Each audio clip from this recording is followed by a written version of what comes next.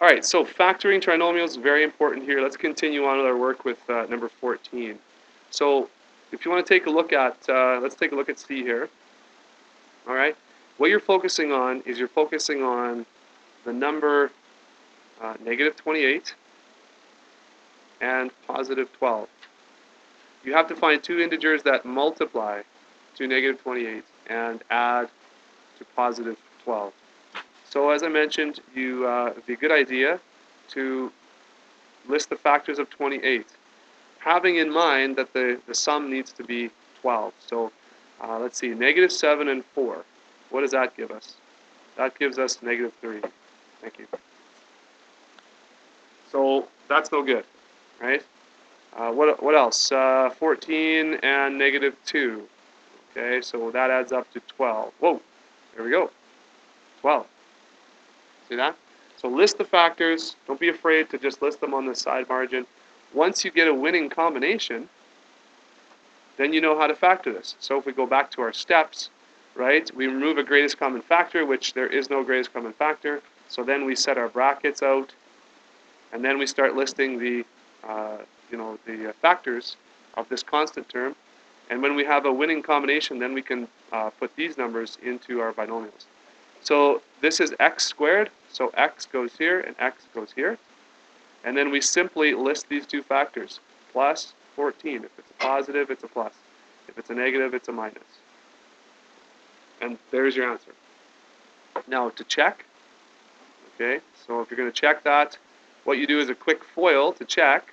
So you go x times x is x squared minus 2x plus 14x minus 28. Gather all like terms. Minus 2 plus 14 is plus 12. If this is the same as what you originally, where is it, over here, what you originally started with, then you're good to go. This is your answer. Right? So let's just rip through all of these here real quick. Let's rip through all of them real quick. So E, okay, negative 20 and negative 1. So what are the factors that of negative 20 that add up to negative 1? Immediately you're going to think 5 and 4, right? That's where you should go. Now we need a negative 1, so which one's going to be negative? Is it going to be negative 5 and positive 4, or is it going to be positive 5 and negative 4? Which one's going to give us negative 1? The first two, right? So those are the fractions you're looking, or the factors you're looking for. So then it's going to be a minus 5a plus 4. Done. Okay, what about 50 and negative 15? It may not immediately jump out to you. It may not. But, you start listing the factors. So 50, okay, 25 and 2. That's 27. No good. 10 and 5. That's 15. Boy, that's sure close. We need a negative 15, though. So I'm close, but what do I do? I need a negative. Can I just put positive 10 and positive 5 and just forget about that negative? No. Look at this. These are still factors of 50. A negative times a negative gives you a positive. But a negative plus this negative gives you a negative answer. So these are the ones you're looking for. Right? So for G, it's going to be m minus 10 times m minus 5. Okay? So 54 and 15. What are the numbers I'm looking for there? Factors of 54 that would give us something to do with 15. And look at this is a negative too, right? So in the product, you're going to have one number is positive and one number is negative. That's how you get a negative. So we're going to have a larger number than 15 and then subtract something. You see that? For factors. So, what do you think? You might say 6 and 9, but you have to have one of those has to be positive, right? So is that going to work? One of those has to be negative. So 6 and 9 would be 15, but this is a negative. So are there any other combinations that get us to 15? Factors of 54? Anybody? Sorry? 3 and 18, okay? So 18 times negative 3 is 54. 18 plus negative 3 is 15. So there are your two factors there. T plus 18, T minus 3. Is this starting to make sense here now? Starting to click? Okay, let's keep going. I said I'd do all of them, so let's do all of them. Negative 24 and negative 5. What are the factors of negative 24 that would give us negative 5? Remember, we need a positive and a negative. So 24, what do you say? 6 and 4, 12 and 2, 8 and 3. Oh, 8 and 3. 8 and 3. That shouts out 5 to me. 8 and 3, right? So why don't we do negative 8, positive 3. That's what you got there. Okay, 48 and 2.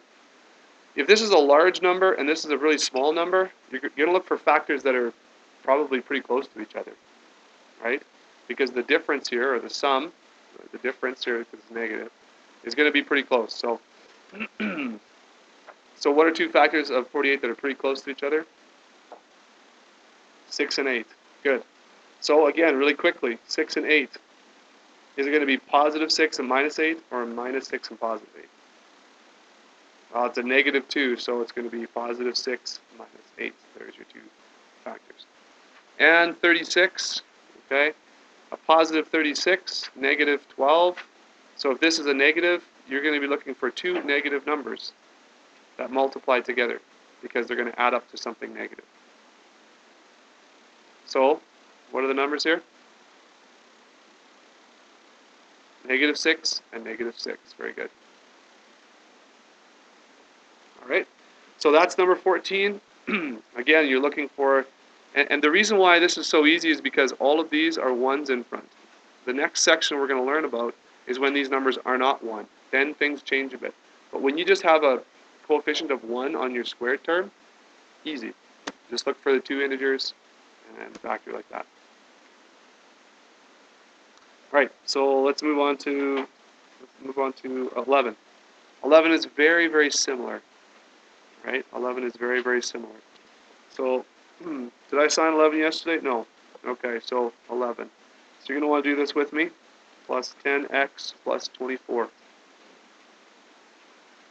Okay? So why don't you just take a minute and just see if you can do that on your own.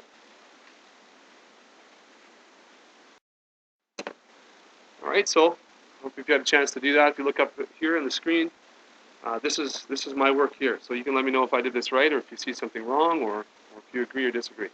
But what I did was I looked at this number, 24, and I wrote out all the factors over here on the right. I immediately came to 12 and 2 because 12 and 2 shout out 10 to me.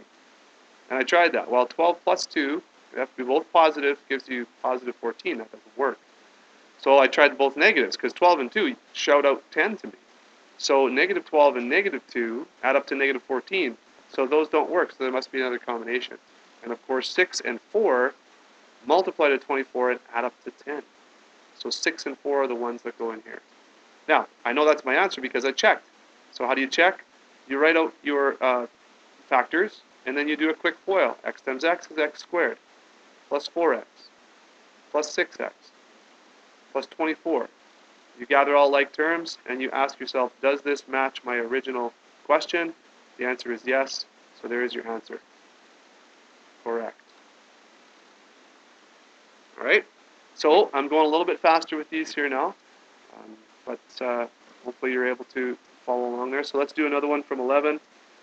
Let's do, these ones are all pretty easy, but whatever, we'll give this one a go. 11 half. 8 squared plus 8h plus 12. Okay? So take a second to do that one on your own and see if you can get that. Okay, so check your work up here on the screen now. I listed some factors of 12, and of course I started 12 and 1 for whatever reason. 12 and 1 is 13, that's no good. And then I tried 6 and 2 because 6 and 2 shout out 8 to me, and of course 6 plus 2 is 8, and 6 times 2 is positive 12.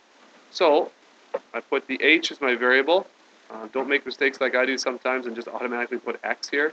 because there may be different variables like h, k, w, a, b, whatever. So make sure you have the right variable. And then, of course, I check down here a quick FOIL. H times h is h squared. H times positive 2 is 2h. And plus 6h. And plus 12. Gather like terms right here in the middle.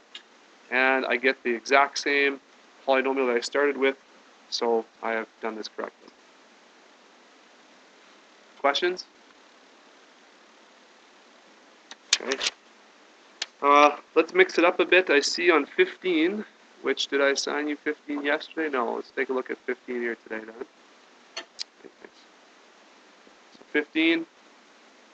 15 reverses the order of the terms a little bit. So let's take a look at how we can handle that. Okay? So if you see something like this, don't be alarmed, okay? What you can do, you have two options. Generally, you just want to factor just like this, but you can, especially if this is positive, you can rearrange the terms if you want. Okay, you can do this. These are exactly the same. I just moved the terms around. This came to the front, this came to the back, right? No big deal. You can do that, and then you can go the same way that we've been doing it. But I'm going to show you how to do that without moving the terms around. Because everything is the same, except you just kind of got to look at it a bit different, a bit backwards. So I'm going to do my brackets here, no problem. And am I going to find factors of k squared on the side? No. It's the constant term that I find factors for. So I still need factors of 12 that add up to 13. So 12 times 1 is 12, and 12 plus 1 is 13. So that's the combination I'm looking for. Now instead of putting k here and k here, because that's what we automatically do, you want to be careful that you put k at the end, because that's where the k squared term is. And this is going to come in real handy when maybe this is a negative, okay? And we'll do a one like that next. And then you put your factors here, obviously positive 12 and positive 1. And so this k is obviously positive as well because, we don't want any negatives here, right? No negatives here. This is a positive, so let's keep those positive. So that looks a little bit different, but you can check the exact same way. Do a little check, and let's just multiply that and see what we get, right? So a little FOIL, 12 times 1 is 12.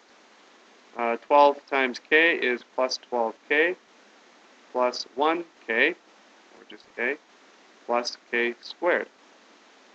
12 plus 13k plus k squared. Is that the same as what we started with? Yes. So there is your answer, your factored version there. Okay, I'll do another example over here, 15D from your assignment. Okay. And it's a little tricky too. It's got 72 minus z squared. So if you rearrange these terms, you're going to have a negative z squared out front, which, yeah, okay, fine. But let's take a look at how we might do this in this case. So it's going to be a little bit trickier, but if you think about it, it shouldn't be that bad. We still need factors of 72 that give us a negative 1, right? So factors of 72 that are pretty close together, a difference of only 1 would be 8 and 9, I think. So 8 and 9, are they both going to be positive? One going to be positive, one going to be negative? Oh, we've got a bit of an issue here, don't we? We've got a bit of an issue because to multiply to 72, they both have to be positive or they both have to be negative, right? So we've got a bit of a tricky thing going on here because 8 plus 9 is 17, and negative 8 minus 9 is negative 17. That doesn't give us negative 1 at all. But we're pretty confident that 8 and 9 are going to do it. So we have to consider that this z squared is now negative. So that's going to give a negative for one of these answers. So here, I tell you what, why don't we just go like this. Let's set our brackets out. And realizing that this is a negative z squared, right? What if we did the z's here, but one of them was negative, right? Because this has to be a negative z squared, then that might help us. See, negative and a positive, because this sum needs one negative and one positive. So, what if we do that? What if we still put 8 and 9 in there? What does that give us? Let's just test it out. So 8 and 9, and one of the negatives is going to come from here. It's a bit tricky, I know. Let's see what we got. So if we check this, 8 times 9, right? Oh, I won't do it that way. Let's just do a FOIL here. So 8 times 9 is 72. This is now negative 8z. And this is plus 9z. And a positive times a negative is minus z squared. So this is 72. What's negative 8 plus 9? That's plus 1z minus z squared. Is that the same as what we started with here? No, it's not. Okay, it's not. So let's go back. Let's go back and we think about the placement of these numbers here. And once you do this over and over, it'll become a little bit more obvious. But look at this. If I multiply these two, I get a negative 8, and this is a plus 9. That's not going to give me negative 1. That's going to give me plus 1. So what should I do? Switch what? Yes, very good. Let's try that. Because 9 times 8 still gives us positive 72. But now a quick FOIL does this. That's 72 minus 9z plus 8z minus z squared. That's 72. Negative 9 plus 8 minus 1z. Now we're the same, so guess what? That's our answer. Right here. Okay. Now that, you may not have liked that. You may not have liked that, and that's fine. That's fine. I think that you're going to be able to see ahead and see that, hey, you know what, that's actually not that bad. I just got to look ahead and see how I'm going to add these numbers up. But let's say that you took the same question and you wanted to rearrange the terms. Negative z squared minus z plus 72. Okay? Let's say we did that. This might be easier for you, I'm not sure.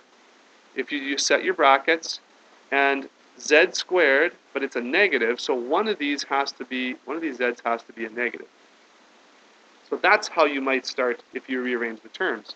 72, positive 72, that give us a 1 of a difference, is probably going to be 8 and 9. And so you do this, right? Well, is this going to be, okay, that's plus and plus. And then you want to look ahead, say this is going to be negative 9 plus 8.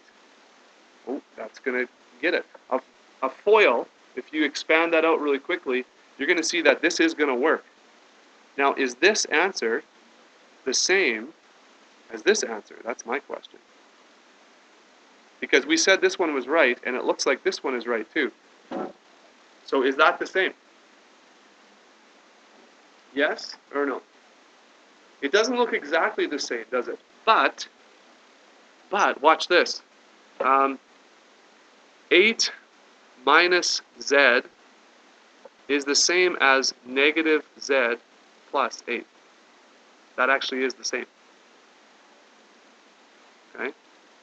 So if you have 8 minus 4, that's the same as negative 4 plus 8.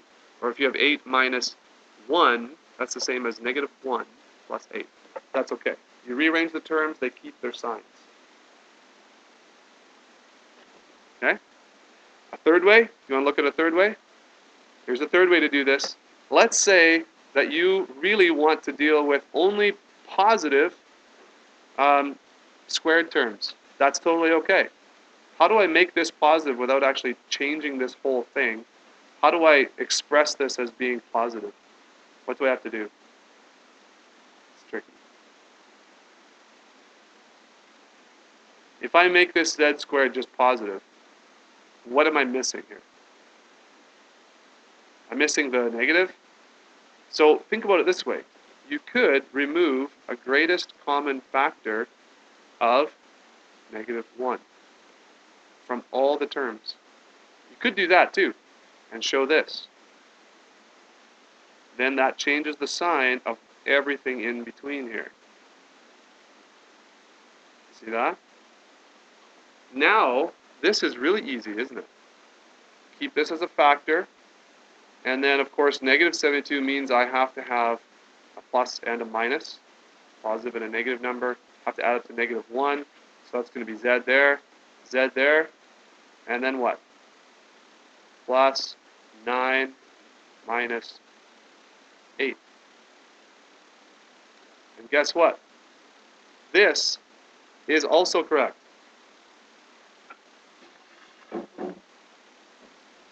Anybody know why that's also correct? Because it looks quite different, doesn't it? These are this is a tricky section, but if I didn't show you all this stuff, then I wouldn't be doing my job either, because they're going to mix around the terms on you. They're going to have negatives in there, okay? So you got to be able to see this as well. If you see this right here, this -1 applies or multiplies into one of the factors, one only. It doesn't multiply to all of them. It just multiplies to one. It doesn't even have to be the first one. This negative can multiply to either one of these factors. And if I multiply this -1 times this factor right here, what do I get? I get z plus 9. -1 times z is negative z. -1 times -8 is plus 8. So do you see now with that 1 back in there, it's exactly the same as this one? Okay, so here's some tools for you, okay? That's just going to be kind of all for now. But here's some tools for you, especially for a tricky one like this where you have a negative z squared. You can factor a negative out. You can just leave it alone and do this. Might take you a couple tries to get it right. You would have to kind of do a quick FOIL to check. You can rearrange the terms and leave the negative in there. Or as I said before, you can factor. And this answer right here is the same as this one, is the same as this one. All right, so for this example, what's the first thing we want to do?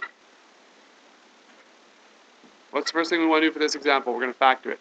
Should I set up my brackets right away, or should I do something different? What do you think? Thank you very much. Greatest common factor. Awesome. So what's the greatest common factor between all of these terms?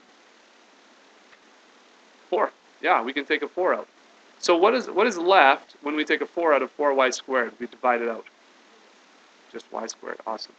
And then what's left when I take a negative 20y divided by 4? Negative 5y. This is a tough one. What's 56 divided by 4? Yeah, it's negative 56. Thank you. You want to know a good way to think about this? You want to know a good way to think about this? 56 divided by 4 is actually kind of tough to do. But if you think about 56 divided by 8, double 4, what's that? That's easy. What's that? That's not easy.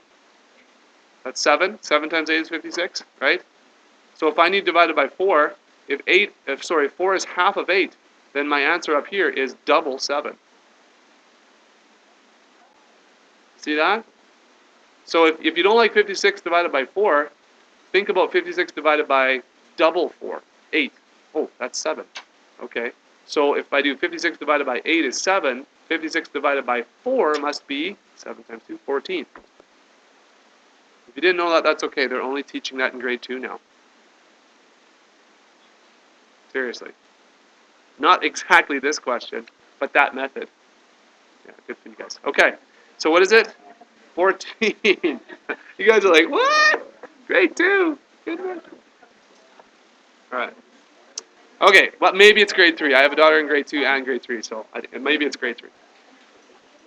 Okay, so GCF first. Yes, GCF first. Let's set out our brackets and see if we can figure this out. What are the factors of 14 that give us a sum of 5? Or in this case, because we got negatives all over the place, a difference of 5. I don't know. What? What do you mean what? What? What are the factors of 14? Negative 14 to be exact. Negative 7 and 2. What does that give you? Negative 5. Is that what I want? Bing, bing, bing, bing, bing, bing, bing. That's what I want. You win. What? A cricket? It's not a cricket. Is this someone being annoying with their shoes? You?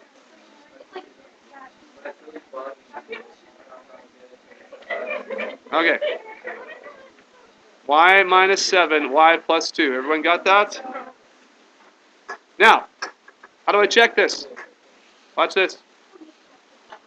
Yes, you have to multiply. No more talking about the crickets. Let's finish this question. How do we multiply? Do I multiply this 4 in first? Do I multiply the binomials first? Does it matter? Sorry? The 4 in first? Okay. Yeah, you don't. It doesn't really matter.